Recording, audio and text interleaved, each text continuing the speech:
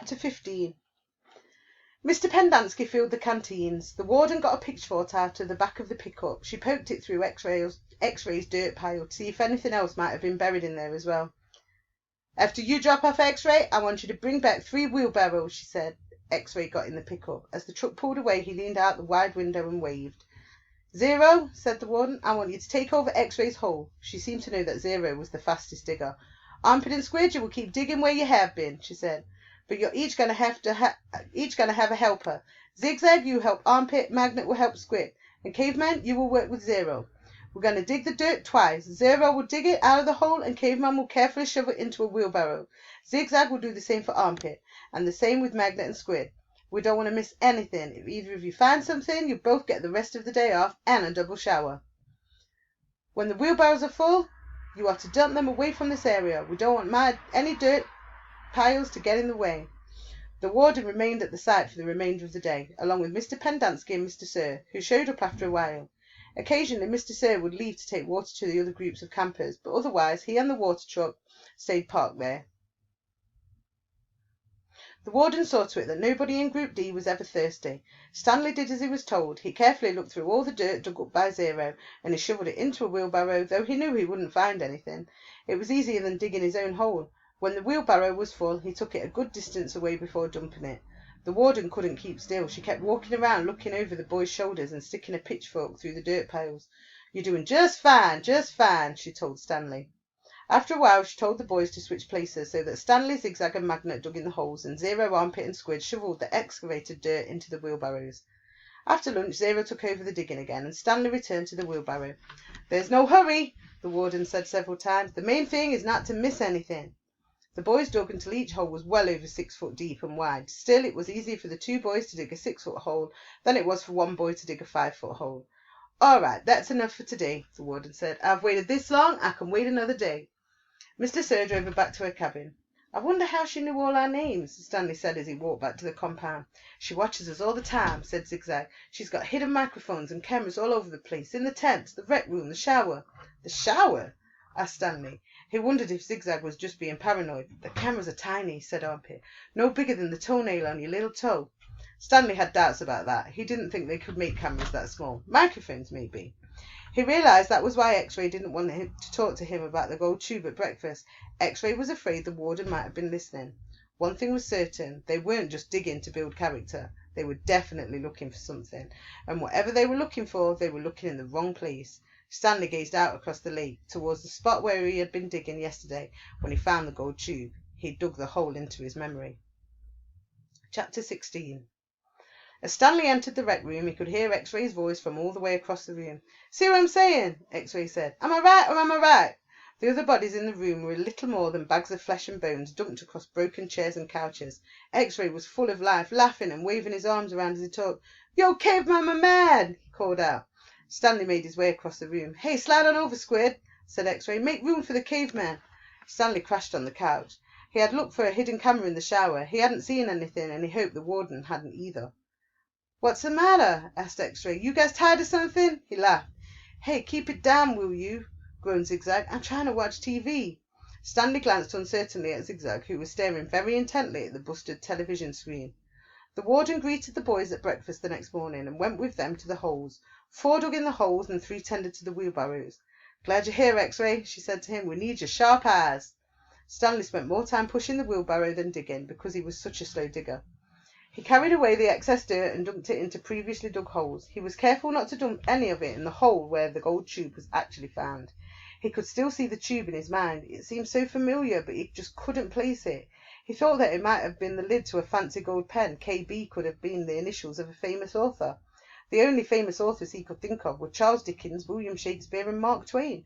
Besides, it didn't really look like the top of a pen. By lunchtime, the warden was beginning to lose her patience. She made them eat quickly so they could get back to work. If you can't get them to work any faster, she told Mr. Sir, then you're going to have to climb down there and dig with them. After that, everyone worked faster, especially when Mr. Sir was watching them. Stanley practically ran when he pushed his wheelbarrow. Mr. Sir reminded them that they weren't Girl Scouts. They didn't quit digging until after every other group had finished. Later, as Stanley sat sprawled across an understuffed chair, he tried to think of a way to tell the warden where the tube was really found, without getting himself or X-Ray into trouble. It didn't seem possible. He even thought about sneaking out at night and digging in that hole by himself, but the last thing he wanted to do after digging all day was to dig at night too. Besides, the shovels were locked up at night, presumably so they couldn't be used as weapons. Mr. Pendanski entered the rec room. "Stanley!" he called as he made his way in. "His name's Caveman," said X-Ray. "Stanley!" said Mr. Pendanski. "My name's Caveman," said Stanley. "Well, I have a letter here for somebody named Stanley Yelnats," said Mr. Pendanski. He turned over an envelope in his hands. "Doesn't say Caveman anywhere." "Thanks," Stanley said, taking it. It was from his mother. "Who's it from?" Squid asked. "Your mother?" Stanley put it in the big pocket of his pants. "Aren't you going to read it to us?" asked Armpit. "Give him some space," said X-Ray. "Caveman doesn't want to read it to us. He doesn't have to. It's probably from his girlfriend." Stanley smiled. He read it later after the other boys had gone to dinner. "Dear Stanley, it was wonderful to hear from you. Your letter made me feel like one of the other mums who can afford to send their kids to summer camp. I know it's not the same, but I am very proud of you for trying to make the best of a bad situation. Who knows? Maybe something good will come of this. Your father thinks he is real close to a breakthrough on his sneaker project. I hope so. The landlord is threatening to evict us because of the odour. I feel sorry for the little old lady who lived in a shoe. It must have smelled awful. Love from both of us." "What's so funny?" Zero asked. It startled him. He thought Zero had gone to dinner with the others. "Nothing, just something my mum wrote." "What'd she say?" Zero asked. "Nothing." "Oh, sorry," said Zero. "Well, see, my dad is trying to invent a way to recycle old sneakers. So the apartment kind of smells bad because he's always cooking these old sneakers. So anyway, in the letter my mum said she felt sorry for the little old lady who lived in a shoe, because it must have smelled bad in there." Zero stared blankly at him. "You know the nursery rhyme." Zero said nothing. "You've heard the nursery rhyme about the little old lady who lived in a shoe?" "No." Stanley was amazed. "How does it go?" asked Zero. "Didn't you ever watch Sesame Street?" Stanley asked. Zero stared blankly. Stanley headed on to dinner. It would have felt pretty silly reciting nursery rhymes at Camp Green Lake. Chapter 17. For the next week and a half the boys continued to dig in and around the area where X-Ray had supposedly found the gold. They widened X-Ray's hole as well as the holes Armpit and Squid had been digging, until the fourth day, when all three holes met and formed one big hole. As the days wore on, the warden became less and less patient. She arrived later in the morning and left earlier in the afternoon. Meanwhile, the boys continued to dig later and later. "This is no bigger than it was when I left you yesterday," she said, arriving late one morning, well after sunrise. "What have you been doing down there?" "Nothing," said Squid. It was the wrong thing to say. At just that moment, Armpit was returning from a bathroom break. "How nice of you to join us," she said. "And what have you been doing?" "I had to, go." The warden jabbed at Armpit with a pitchfork, knocking him backward into the big hole. The pitchfork left 3 holes in the front of his shirt and 3 tiny spots of blood. "You're giving these boys too much water," the warden told Mr. Pendanski. They continued to dig until late afternoon, long after all the other groups had finished for the day. Stanley was down in the big hole, along with the other 6 boys. They had stopped using the wheelbarrows. He dug his shovel into the side of the hole. He scooped up some dirt and was raising it up to the surface when Zigzag's shovel caught him in the side of the head. He collapsed.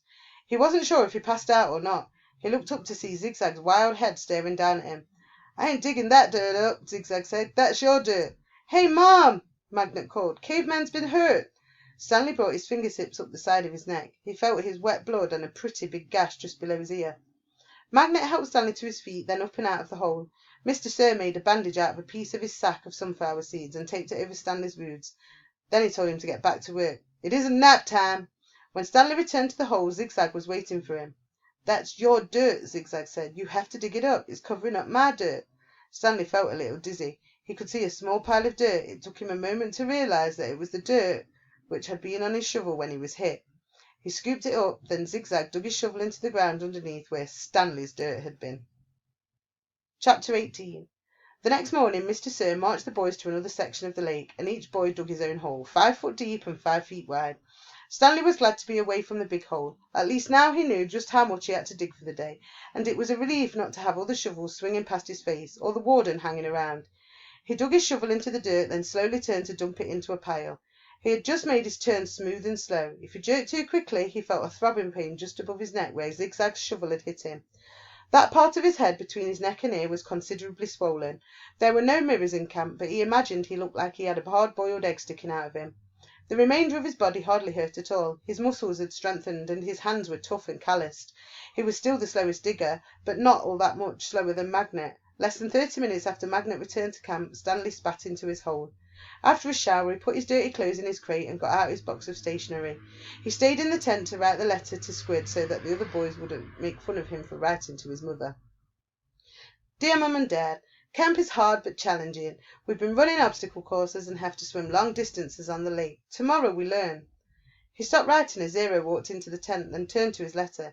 He didn't care what Zero thought. Zero was nobody. To rock climb. I know that sounds scary, but don't worry. Zero was standing beside him now, watching him write. Stanley turned and felt his neck throb. I don't like it when you read over my shoulder, okay? Zero said nothing. I'll be careful. It's not all fun and games here, but I think I'm getting a lot out of it. It builds character. The other boys... I don't know how, said Zero. What? Can you teach me? Stanley didn't know what he was talking about. Teach you what? To rock climb? Zero stared at him with penetrating eyes. What? Said Stanley. He was hot, tired, and sore. I want to learn to read and write, said Zero.